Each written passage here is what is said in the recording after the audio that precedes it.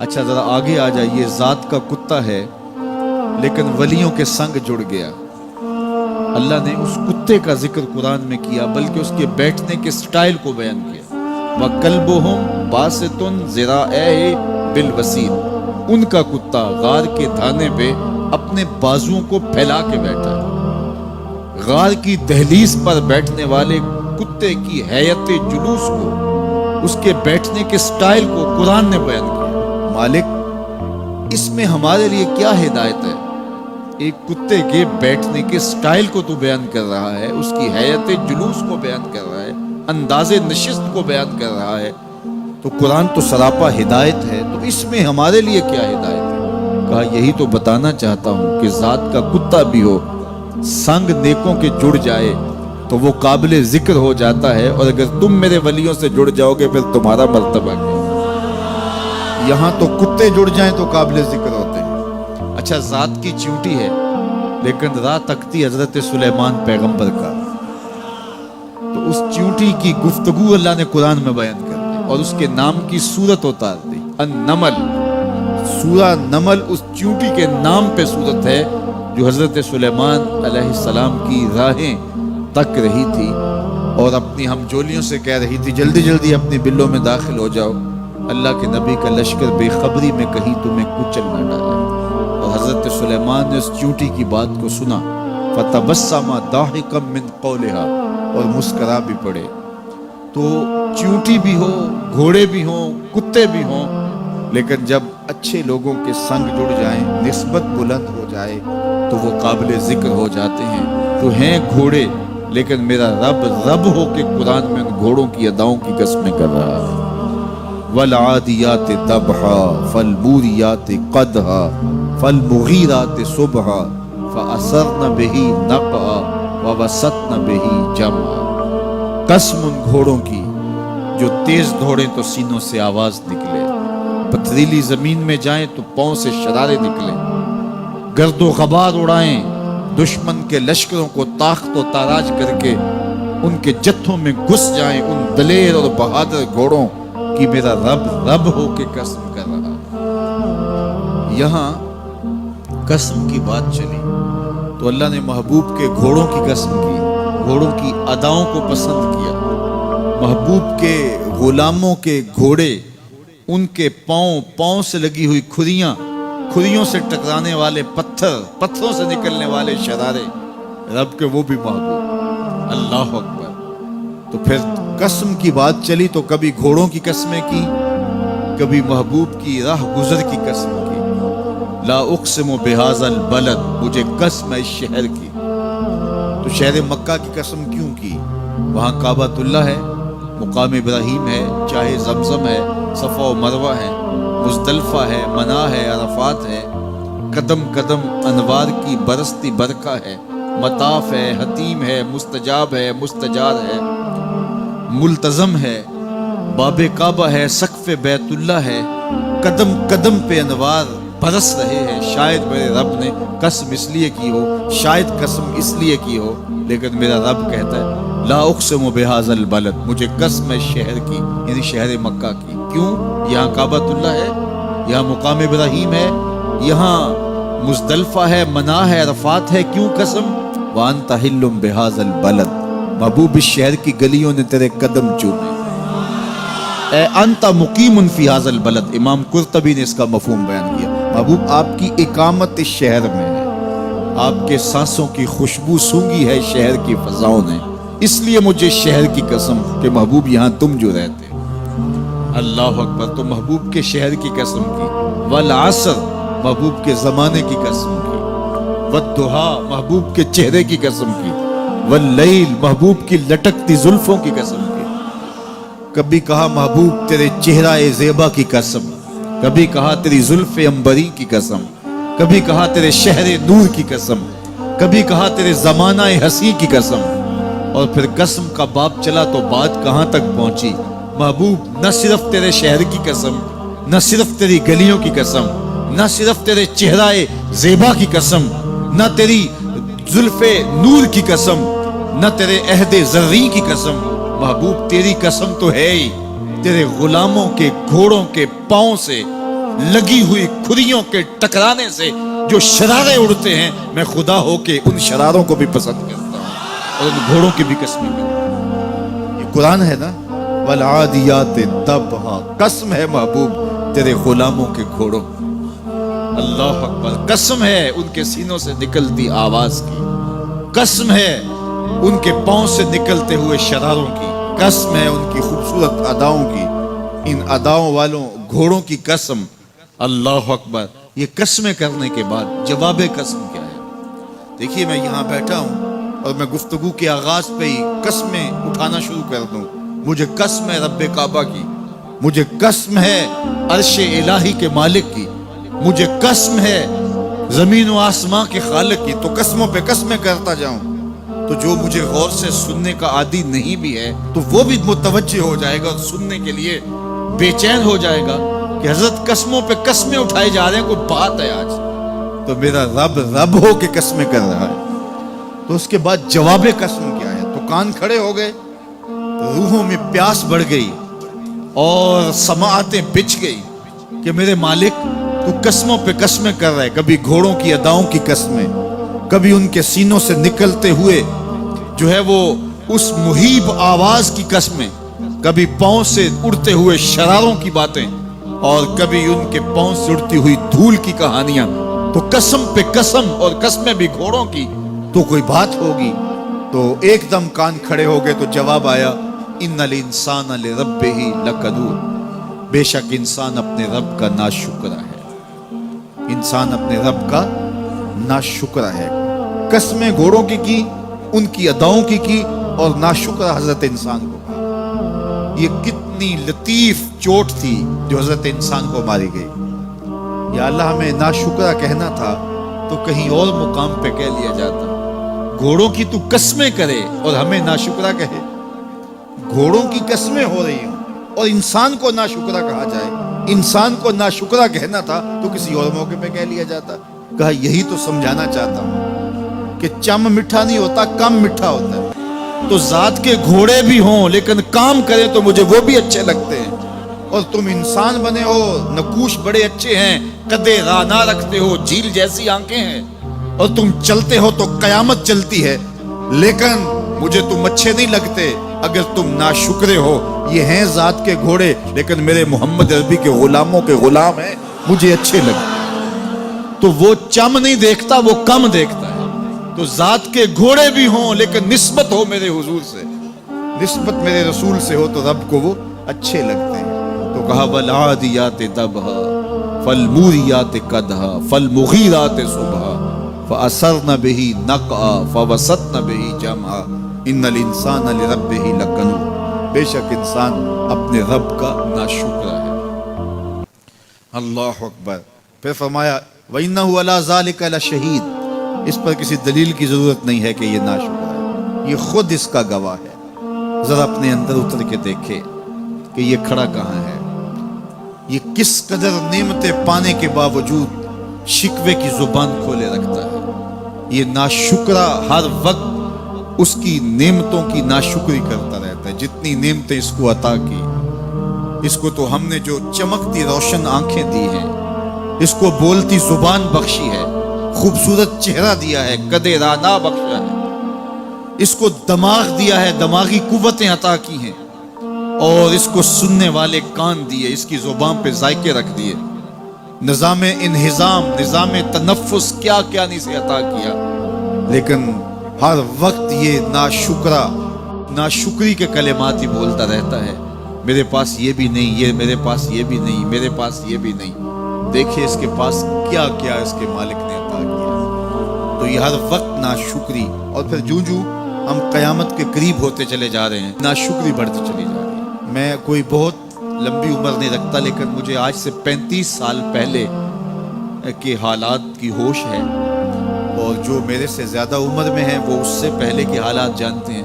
تو میرا بنیادی طور پہ ایک دیہات سے تعلق ہے، تو میں اچھی طرح جانتا ہوں کہ لوگوں کے پاس جو آج کچھ ہے وہ آج سے 35-40 سال پیچھے نہیں تھا۔ بالخصوص دیہاتوں کے اندر لوگوں کے پاس 1 یا 2 جوڑے ہوتے تھے اور انہیں بار بار پہنتے تھے۔ کسی شادی یا بیاہ کے موقع پہ جانا ہوتا تو بعض اوقات کسی سے وہ لباس یا جوتے مانگ کے لے کے جاتے. مجھے اچھی طرح یاد ہے کہ اس زمانے میں لوگ اپنے کندھے پر ایک کپڑا رکھا کرتے تھے اور شادی پر اگر کسی نے جانا ہوتا تو جس کا کپڑا بہت اچھا ہوتا تو اس سے وہ مانگ لیا کرتے تھے کہ میں نے ذرا شادی پہ جانا ہے. بڑے بھائی کے جوتے پہن لیا کرتے تھے اور اسی طرح گزر ہوتا تھا. کبھی کوئی شکوہ زبان میں پیدا نہیں ہوا تھا اور لوگوں کے شکستہ سے کچے گھر ہوتے تھے اور گھر کے صحن میں ایک درخت ہوتا تھا, دوپہر وہاں کاٹ لیتے تھے. اکثر لوگ دوپہر کا کھانا تیار نہیں کرتے ہوتے تھے, دودھ پی کر کے ہی گزارا کر لیتے تھے. صبح کو ناشتہ اور شام کو کھانا ہوتا تھا, لیکن اس کے باوجود اللہ کا شکر کیا کرتے تھے. یہ پچھلے دن میں گزرا تو دیکھا کہ بچے کھیل رہے ہیں اور غبارے پھوڑ رہے ہیں, اور جب غبارہ پھٹتا ہے نا تو بچے خوش ہوتے ہیں, کہے لگاتے ہیں. پھر دوسرا غبارہ ہے وہ اس سے کھیلنے لگ جاتے ہیں اور پھر جب وہ پھٹتا ہے تو پھر خوش ہوتے ہیں. تو میں ذرا رک گیا اور اس منظر کو دیکھنے لگا اور پھر میں نے کہا کہ غبارہ پھٹتا ہے تو یہ بچے خوش ہوتے ہیں, لیکن جب ہمارا زمانہ ہوتا تھا, جب ہم بچے تھے تو غبارہ پھٹتا تھا ہم رونے لگ جاتے تھے, کیونکہ کھیل ہی ختم ہو جاتا تھا. ایک ہی غبارہ ہوتا تھا 5-6 بچوں کے پاس, اور غبارہ پھٹ گیا تو کھیل ختم, تو سارے رونے لگ جاتے تھے. اور اب یہ غبارے پہ غبارہ پھوڑ رہے ہیں اور خوش ہو رہے ہیں, تو کہاں سے کہاں ہم آ پہنچے. لیکن اس زمانے میں اگر کسی سے پوچھا جاتا, لوگ پیدل سفر کرتے اور لباس بھی پورے نہ ہوتے, تو جب کسی سے پوچھا جاتا کیا حال ہے تو وہ لمبا ہاتھ کر کہتا اللہ کا شکر ہے. اس کی باڈی لینگویج بتاتی تھی کہ وہ اس کا رواں رواں اللہ کا شکر ادا کر. تو اس کا لہجہ بتاتا تھا, اس کا انداز بتاتا تھا کہ وہ اللہ کا شکر کس گہرائی قلب سے کر رہا ہے. تو وہ کہتے ہیں اللہ کا شکر. اور آج جب کہ اتنی نعمتیں لوگوں کو میسر ہیں, اتنا کچھ نصیب ہے, عالی نصب گھروں میں رہتے ہیں, لمبی لمبی گاڑیاں ہیں, سہولتیں ہیں, آسودگیاں ہیں, آسائشیں ہیں, مالی آسودگی ہے, رہائشی آسودگی ہے, کھانے پینے کے وافر سامان ہیں, ٹیبل پہ اتنے کھانے لگے ہوئے ہوتے ہیں کہ باری نہیں آتی کھانے کی, اور اس قدر لباس ہے کہ موسم گزر جاتا ہے اور بعض لباس بدلنے کی باری نہیں آتی. لیکن اس کے باوجود کسی سے پوچھیں جناب کیا حال ہے, آسودہ حال شخص سے بھی پوچھیں تو وہ بھی بڑے آہستگی سے کہتا ہے بس چل ہی رہا ہے. تو وہ زمانہ تھا کہ جب لوگوں کے پاس کچھ تھا نہیں تو لمبا ہاتھ کر کے کہتے تشکر کا لہجہ کتنا دل آویز تھا, اللہ کا شکر ہے. اور آج کہتے بس گزر ہو ہی رہی ہے, بس چل ہی رہا ہے. تو ناشکری بڑھتی چلی جا رہی, اتنا کچھ ہونے کے باوجود جو ہے وہ ان کا بھی چل ہی رہا ہے. تو کہا ان الانسان لربہ لکنود, بے شک انسان اپنے رب کا ناشکر ہے. اتنی نعمتیں کھانے کے باوجود, اتنی دولتیں سمیٹنے کے باوجود, اتنی عزتیں پانے کے باوجود, اتنی آسائشیں حاصل کر چکنے کے باوجود, دولت کے اتنے انبار رکھنے کے باوجود, اس کی زبان بولتے ہوئے کتنے بخل سے کام لیتی ہے کہ بس گزر اوقات ہو ہی رہی ہے. وہ میاں تیرے رب نے تجھے اتنا کچھ دیا, یہ دولتیں, یہ دولتوں کے انبار, یہ آسودگیاں, یہ بہاریں, یہ سب کچھ نہ ہوتا, تجھے زندگی بخش دی تھی, اس کا ہی شکر تیرے اوپر واجب تھا. اللہ اکبر. اللہ نے حضرت انسان کو یہ جو کچھ دیا ہے, کتنی چیزیں ہیں ہمیں پتہ بھی نہیں کہ وہ نعمت ہے, لیکن اللہ نے ہمیں عطا کی. دنیا کا ایک امیر ترین شخص تھا اوناسس, تو اس کے یہ آنکھوں کے جو پپوٹے تھے یہ کام کرنا چھوڑ گئے. ہمیں کبھی اس کا احساس بھی نہیں ہوا کہ یہ کوئی نعمت ہے. آٹومیٹک سسٹم میرے رب نے لگایا, ادھر تنکا اڑا ادھر آنکھ بند. لیکن اس کو مسئلہ کیا ہوا کہ یہ پٹھے اس کے ختم ہو گئے اور وہ اپنی مرضی سے آنکھیں نہیں بند کر سکتا تھا. ڈاکٹر سلوشن ٹیپ لگا کے آنکھیں کھول دیتا, اور جب اس نے سونا ہوتا تو وہ بند کر دیتا. دنیا کے امیر ترین لوگوں میں سے ایک نام تھا. تو کسی نے اس سے پوچھا کہ تیری زندگی کی سب سے بڑی خواہش, اس نے کاش اپنی آنکھیں اپنی مرضی سے کھول سکوں. کہا اس کے لیے تجھے کوئی قیمت لگانی پڑے تو کتنے پیسے لگا سکتا ہے؟ کہا ساری دولت لگ جائے, کاش میں اپنی آنکھیں اپنی مرضی سے کھول سکوں. مجھے یہ بتائیے کہ حضرت انسان کو کیا کچھ نہیں اللہ نے دیا. یہ لعاب ہے نا, لعاب ہم روز تھوکتے ہیں, یہ مقدار سے کچھ کم ہو جائے تو بولنے میں دقت, نظام خراب.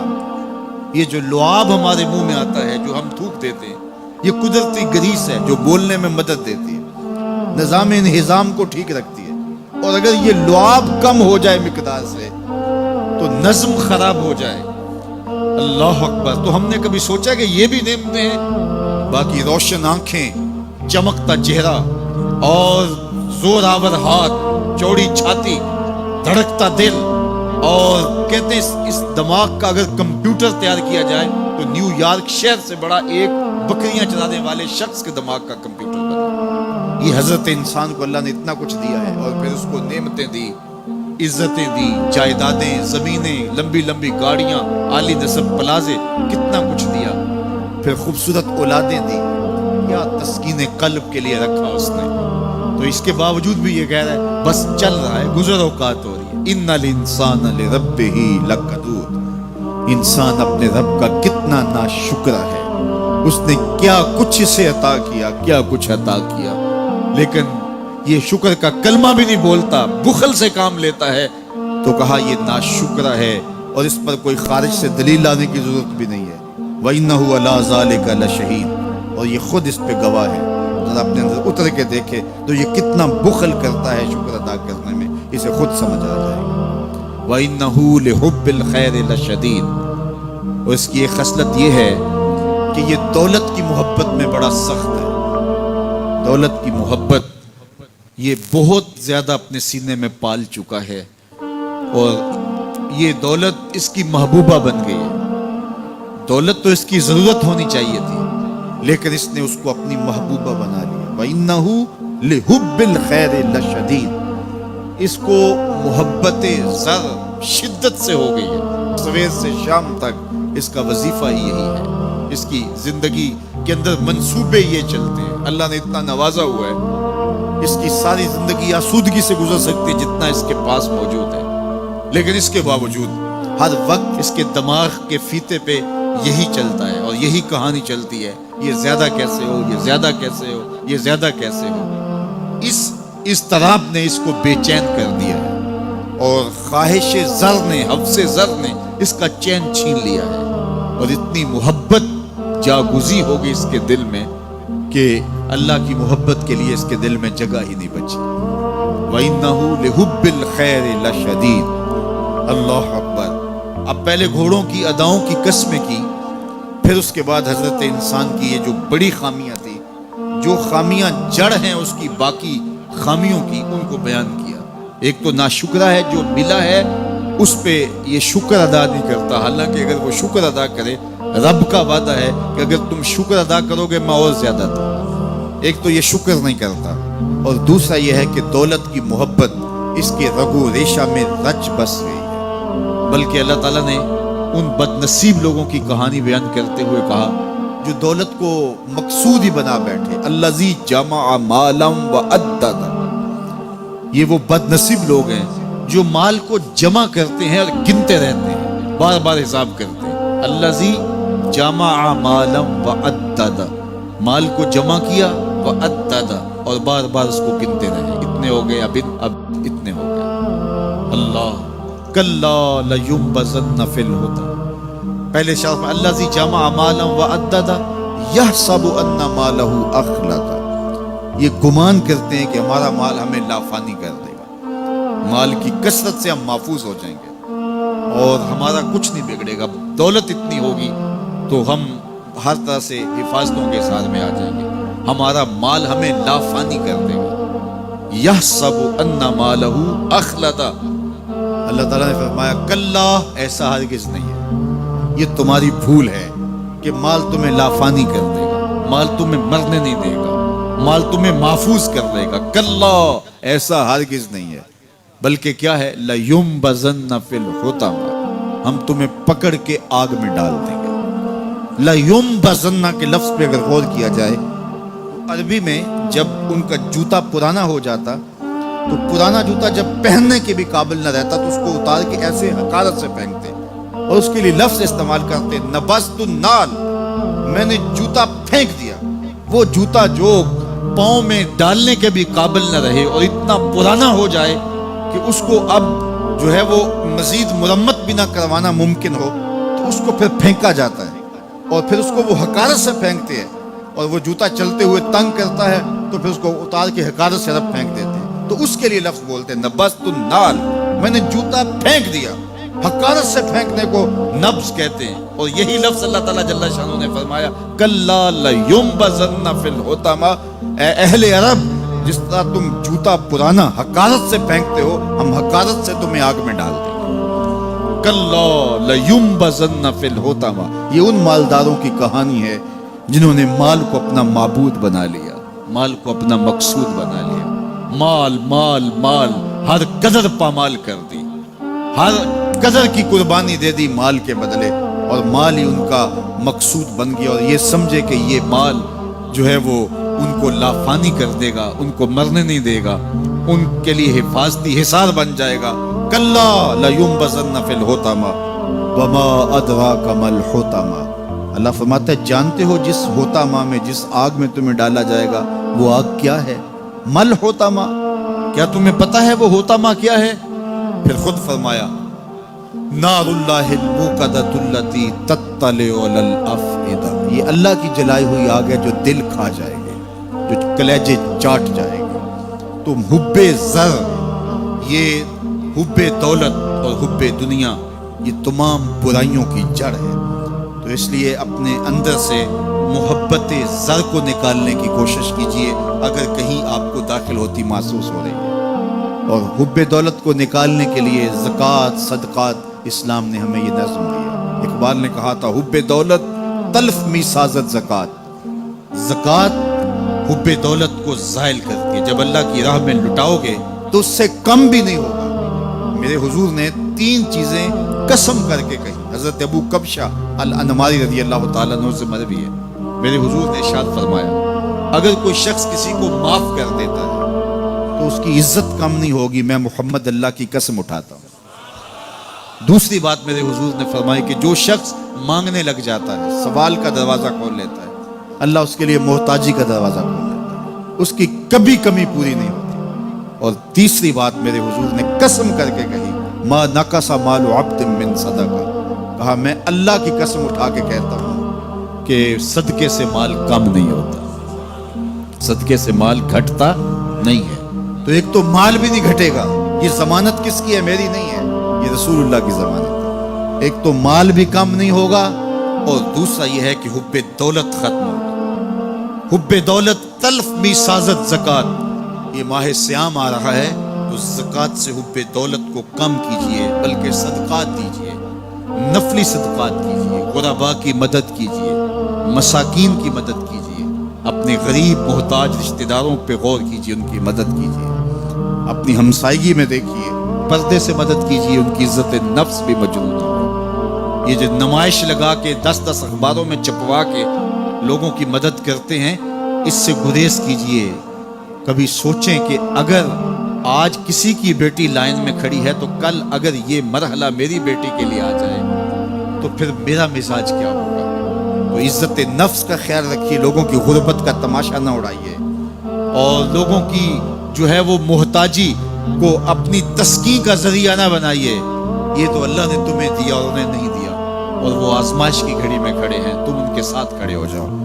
تو لوگوں کی مدد کیجئے، دکھیوں کے کام آئیے، مساجد کی جو ہے وہ تعمیر کیجئے، مدارس دینیا کے ساتھ وابستہ رہیے، اور لوگوں کی فلاح کے لیے، بہتری کے لیے کام کیجئے۔ اللہ نے آپ کو دیا ہے، یہ مال یہاں رہ جانا ہے۔ میرے حضور نے فرمایا ابن آدم کہتا ہے میرا مال میرا مال، اس کا مال وہ ہے جو اس نے کھایا یا پہنا اور پرانا کر دیا یا آگے بھیج دیا، باقی اس کا نہیں ہے، وہ وارثوں کا ہے۔ مرتے ہی ورثہ بن جائے گا، مرتے ہی ترکہ بن جائے گا۔ کفن بھی میلا نہیں ہونے دیں گے کہ بعض اولادیں تو بانٹ لیتے ہیں۔ اللہ اکبر، وہ گھر جو ان کے لیے بنایا تھا، ایک رات بھی تجھے اس گھر میں رکھنے کے لیے تیار نہیں ہو۔ آج تیرا نام چھن گیا، آج کوئی یہ نہیں کہتا کہ پیچھے سے امام کے اور حاضر اس چودھری صاحب کے، حاضر اس میت کے۔ آج تو ڈیڈ باڈی بن گیا، آج تو میت بن گیا۔ آج خان صاحب، ملک صاحب، چودھری صاحب، پیر صاحب، مفتی صاحب، تیرے سارے ٹائٹل چھین لیے گئے۔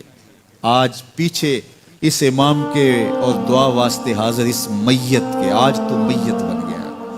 آج تیرا لباس بھی پھاڑ کے اتارا ہے، آج تیرے انگوٹھے باندھ دیے گئے ہیں، ناک میں روئی ٹھونس دی گئی ہے، آج تو غسال کے رحم و کرم پہ ہے، وہ تجھے ادھر الٹ دے یا ادھر پلٹ دے، اب تیرے پاس کوئی اختیار ہی باقی نہیں رہا۔ میاں صاحب بولے جاندی واری ڈرونا بنے ہو تے ہاتھ نہ لاندے ڈرتے۔ آج اولاد بھی دور ہے، پوتے اور پوتیاں بھی ڈرتی ہیں، جاندی واری ڈرونا بنے ہو تے ہاتھ نہ لاندے ڈر دے، جنہ لئی تو پاپ کمائے اج کتھے نہیں تیرے کر دے۔ آج سارے چلے گئے تو آج اپنے ہاتھ سے اپنی زندگی کو سنوارنے کے عمل کی طرف بڑھیں اور راہ خدا میں خرچ کریں، دکھیوں، مجبوروں اور لاچاروں کے کام آئیں۔ اللہ آپ کی مدد کرے گا اور حب دنیا کم ہوگی۔ اللہ تعالیٰ جل شانہ نے سورہ عادیات میں پہلی 5 آیات میں قسمیں کی، پھر 3 آیات میں جو ہے وہ حضرت انسان کی وہ کمیاں، کوتاہیاں جن کی بنیاد پر باقی گناہ سرزد ہوتے ہیں ان کو بیان کیا، اور اس کے بعد پھر علاج بھی قرآن نے بتایا اور کس قدر اس کو چوٹ لگائی۔ افلا یعلم اذا بعثر ما فی القبور وحصل ما فی الصدور ان ربهم بهم یومئذ لخبیر۔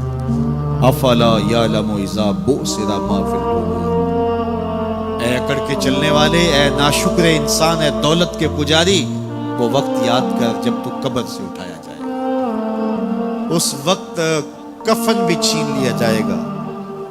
اب سب کو چھین لیا گیا، دولت، بینک بیلنس، تیری جائیدادیں، پلازے، گاڑیاں، گھر، کوٹھیاں، بنگلے، سب کچھ یہی رہ گیا، صرف ایک چادر کفن کے لے کے جا رہے ہیں۔ لیکن جب قبر سے اٹھایا جائے گا یہ کفن کی چادر بھی رہ جائے گی، برہنہ اٹھایا جائے گا۔ اللہ اکبر، نہ پاؤں میں جوتے، نہ سر پہ پگڑی، نہ بدن پہ کپڑا، برہنہ اٹھایا جائے گا۔ سیدہ عائشہ رضی اللہ تعالیٰ عنہ نے سنا تو کانپنے لگی، عرض کی حضور قبر سے برہنہ اٹھائے جائیں گے تو ایک دوسرے سے حیا نہیں آئے گی؟ فرمایا عائشہ معاملہ اس سے بھی آگے ہے، کسی کو ہوش ہوگی تو حیا ہے، ہوش اڑے ہوئے ہوں گے، خوف قیامت طاری ہوگا، قبروں سے یوں لوگ اٹھائے جائیں گے۔ افلا یعلم اذا بعثر ما فی القبور، اب بعثر کا جو مفہوم ہے، جو ترجمہ اور معنی ہے وہ تو رہے، بعثر کا جو صوتی آہنگ ہے، جب بولتے ہوئے ایک جھٹکا لگتا ہے تو قبروں سے اٹھتے ہوئے لوگوں کی کیفیت معلوم کرنے کے لیے بعثر کا صوتی آہنگ ہی کافی ہے۔ افلا یعلم اذا بعثر ما فی القبور وحصل ما فی الصدور، حصل کے اوپر جو تشدید ہے، یہ معنی کو کتنی خوبصورتی کے ساتھ ایک مجسم پیکر میں سامنے لا رہی ہے۔ اللہ فرماتا پھر وہ وقت آئے گا جو سینے میں ہوگا وہ تشت ازبام ہو جائے گا۔ آج آپ مجھے نیک سمجھتے ہیں، میں آپ کو اچھا سمجھتا ہوں، لیکن میرے سینے کے اندر کیا چل رہا ہے یہ آپ کو نہیں پتا۔ یہ میں تقریر چہک چہک کے کر رہا ہوں، اس کے پیچھے کیا ہے؟ میں آپ کے دل اپنی جانب موڑنا چاہتا ہوں، آپ کی جیبیں خالی کرنا چاہتا ہوں، یا میں آپ کے سامنے پاک اور ستھرا اور بڑا جو ہے وہ نیکوکار بننا چاہتا ہوں، یا میرا مقصد رضا الہی ہے؟ یہ مجھے پتہ ہے، آپ کو نہیں پتہ۔ آپ کہاں ہیں، کہاں کھڑے ہیں، میں آپ کو اچھا سمجھتا ہوں، لیکن آپ کو پتہ ہے کہ ہم کہاں کھڑے ہیں۔ لیکن قیامت کے دن یہ ساری چیزیں سامنے آ جائیں گی۔ وَحُصِّلَ مَا فِي الصُّدُورِ، اور سورہ الطارق میں فرمایا یوم تبلی السرائر فما لہ من قوت ولا ناصر، اس دن سارے راز کھول دیے جائیں گے اور کوئی طاقت نہیں ہوگی جو ان رازوں کو کھلنے سے روک سکے۔ آج طاقتور کی بات نہیں کھلتی اور کمزور کی بات اچھال دی جاتی ہے، لیکن وہ وقت آنے والا ہے یوم تبلی السرائر فما لہ من قوت ولا ناصر، نہ زور کے بل پہ، نہ زر کے بل پہ، نہ کسی اور بل پہ کسی کام کو روکا جا سکے گا، ہر شے تشت ازبام ہو جائے گی۔ وہ کتنا سخت دن ہوگا، اے داور حشر میرا نامہ اعمال نہ پوچھ، اس میں کئی پردہ نشینوں کے بھی نام آتے ہیں، تو وہ کتنا سخت دن ہوگا۔ وَحُصِّلَ مَا فِي الصُّدُورِ إِنَّ رَبَّهُمْ بِهِمْ يَوْمَئِذٍ لَخَبِيرٌ، بے شک ان کا رب اس دن ان سے خوب باخبر ہوگا۔ وہ آج بھی باخبر ہے، لیکن آج کئیوں کو یقین نہیں کہ وہ باخبر ہے، لیکن اس دن سب کو یقین ہو جائے گا کہ میرا رب اس سے باخبر ہے۔ جب پرانی تصویریں چلنا شروع ہو جائیں گی، جب ساری ویڈیو سامنے آ جائے گی، زندگی میں جو جو کیا، تنہائی میں، اعلانیاں خفیہ جہاں جہاں جو کیا داد عیش دی، سب کچھ تشتزبام ہوگا، سب کچھ جو ہے وہ سکرین پہ چل رہا ہوگا، کوئی چیز بھی تشتزبام ہونے سے نہیں رہ جائے گی۔ تو پھر بندہ کہے گا اوہو یہ تو سب میرے مالک کو پتا تھا، لوگوں کی نظروں سے چھپ سکا، رب کی نگاہوں سے تو نہیں چھپ سکتا، اس کی نگاہوں سے کون چھپ سکتا ہے؟ یہ یقین آج اپنی روحوں میں اتار لو، اچھی طرح سے جذب کر لو۔ گناہوں سے بچنے کا اکثیر نسخہ ہے یہ یقین کہ میرا رب مجھے دیکھ رہا ہے۔ یہ یقین جب روح میں جم جائے، خیالوں میں اتر جائے، اعتقاد کا پختہ حصہ بن جائے، پھر بند کوٹھڑی میں بھی جرم نہیں ہو سکتا کہ میرا مالک تو مجھے دیکھ رہا ہے۔ آپ دیکھتے نہیں کہ جب ساتوں دروازے بند کر کے بت کے اوپر موٹا کپڑا ڈال کے زلیخا بولی ہے تلک یوسف اب تو آ جاؤ نا، اب تو کوئی نہیں دیکھ رہا، قال معاذ اللہ، تو جناب یوسف نے کہا میں اللہ کی پناہ میں آتا۔ اللہ اکبر، تو دروازے بند کر کے لوگوں کی نظروں سے چھپ گئی ہے، اور بے نور آنکھیں رکھنے والے اس پتھر کے بت سے بھی حیا کرتی ہے اور اس پہ بھی پردہ ڈال لیا ہے۔ جب تو اس جھوٹے خدا سے حیا کرتی ہے، میں سچے خدا سے حیا کیوں نہ کروں جو ساتویں کوٹھڑی میں بھی دیکھتا ہے۔ اتنی روشنیاں برسی کہ گناہ کا تصور بھی وہاں، تو یہ یقین کہ میرا اللہ مجھے دیکھ رہا ہے، یہ انسان کی زندگی میں نظم پیدا کرتا ہے۔ آنے والا موسم ماہ سیام رمضان المبارک، یہ ہماری زندگی کے اندر یہ نور داخل کرتا ہے کہ میرا اللہ دیکھ رہا ہے۔ کڑکتی دھوپ، برستی گرمی، زبان کانٹا، ہونٹ خشک، گلا خشک، دروازہ مکفل، ٹھنڈا پانی دستیاب، لیکن ایک گھونٹ بھی حلق سے نیچے نہیں اتارتے کہ میرا اللہ دیکھ رہا ہے۔ وضو کرتے بھی احتیاط کرتے ہیں کہ میرا اللہ مجھے دیکھ رہا ہے۔ کرتے ہیں کہ نہیں کرتے؟ یہ نور ملتا ہے کہ نہیں ملتا؟ اس کو پھر جذب کر لینا چاہیے تاکہ یہ زندگی میں چھا جائے، کیونکہ جو رمضان میں دیکھتا ہے وہ غیر رمضان میں بھی دیکھتا ہے۔ اور پھر پانی نہیں پیتے کہ اللہ دیکھ رہا ہے، کھانا نہیں کھاتے اللہ دیکھ رہا ہے، لیکن جب آنکھ بھٹکتی ہے تو اس وقت اللہ نہیں دیکھتا، جب خیال بہکتا ہے تو اس وقت اللہ نہیں دیکھتا، رشوت میز کے اوپر سے لے رہے ہوں یا نیچے سے لے رہے ہوں تب نہیں اللہ دیکھ رہا ہوتا، اللہ صرف کھانے اور پینے کو دیکھ رہا ہوتا ہے۔ یہ جو ایک نور آیا ہے اس کو جذب کر لے، پوری زندگی میں پھیلا لے۔ تو اسی لیے رمضان تقوی بانٹتا ہے، روزہ تقوی بانٹتا ہے، زندگی میں نور اور روشنیاں بھر دیتا ہے۔